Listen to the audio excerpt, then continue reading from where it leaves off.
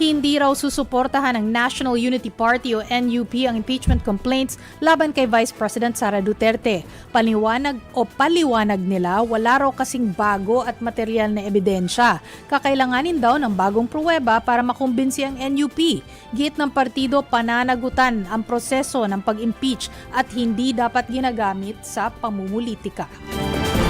But it's a political process. It's a political process at hindi maikakaila na malaki ang epekto doon sa bilang. Although sinabi naman Tito Ronald sa atin, di ba? Doon sa interview natin sa kanya ng huling beses dito na naniniwala siya na bababawasan yung mga support, yung number of supporters. At eto na siya. Ng ng impeachment. At eto na nga po siya, lalo at second biggest party to. So the party will not support any so far doon sa mga naka-file as a party. Pero may mga interview na kila Lawrence Defensor, alam ko may iba pa, pero hindi pa on the record. Pero may iba doon na sila daw ay boboto sa konsensya nila. Na isabihin, hindi nila kasusundin. Hindi porket sinabi ng na hindi nila susuportahan ng NUP.